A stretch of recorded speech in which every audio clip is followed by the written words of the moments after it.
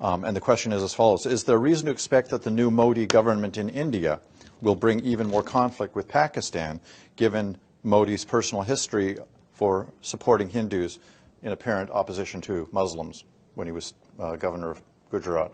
So what's your assessment of the Modi government in India and more generally Pakistan's relations with India? All right, so there's two pieces of this puzzle. So one is the India-Pakistan relationship. Now, under Manmohan Singh, Pakistan could pretty much do anything, and Manmohan Singh wasn't going to act. I mean, Manmohan Singh just kept taking it and taking it and taking it. This government's not going to do that. Ajit Doval, who is the National Security Advisor, I'm a personal fan of Ajit Doval. He's actually from the spook side of things. He's not a politician. He's a spook. He's a covert operator. He knows how these Pakistanis work, and the Pakistanis know who he is, and they're afraid of him. In fact, they've made this really fabulous film about Ajit Doval, and they call him Ajit Devil. So I highly recommend that, and it's on YouTube is outlawed in Pakistan. It's Daily Motion, which is the video service provider that's legal in Pakistan. So on the bilateral issue, Pakistan already got a taste of what this government's not going to put up with. So when the shelling began in Kashmir, the Indians moved it south across the international border, which is a really important escalation. And the Indians just said, we're not taking it. We're just not going to take it. And they basically gave the Pakistanis what the Pakistanis had coming. And so from a point of view of deterrence, this Pakistani government was certainly probing what this government was going to put up with. Even before Modi was inaugurated as the prime minister, they attacked the Indian consulate in Herat, which I viewed was a probing to see what were they going to do, what were they going to say. So I think I think it's actually possible that the Pakistanis on a bilateral issue, in terms of the India-Pakistan relationship, might be less aggressive because this government's not going to put up with it.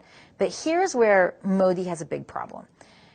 When Indians say our Muslims don't participate in terrorism, that is flat out rubbish. There's no other way of putting it. There is no delicate way of putting it. Lashkar-e-Taiba, whoever operates in India, requires Indian support. There is the Indian Mujahideen, which is an indigenous group that's, of course, nurtured by Pakistan's Lashkar-e-Taiba, among others. And this is where Modi's relationship with India's Muslims is a problem, because this does create recruiting opportunities for India's domestic terrorist organizations. And unlike a Lashkar-e-Taiba attack like we saw in 2008, where the return address was clearly ISI, when the Indian Mujahideen conduct an attack, there's a lot more plausible deniability than there is with Lashkar-e-Taiba. And this then comes down to, how will a Modi government choose to respond to an Indian Mujahideen attack? Will they choose to deal with it as a domestic issue, or will they choose to make it a bilateral issue vis-a-vis Pakistan? And by the way, there are political opportunities of treating it as a bilateral issue. I don't know if you guys were paying attention a few months ago. There was a boat that was blown up, and the Modi government said these were Pakistani terrorists, and we preempted another Mumbai. And Praveen Swami said, no, they're just a bunch of dumb drug traffickers. Not good dudes, but nonetheless, they weren't terrorists. And so there is, this government does have an incentive to, what's what I'm looking for, over-interpret for political purposes more benign events.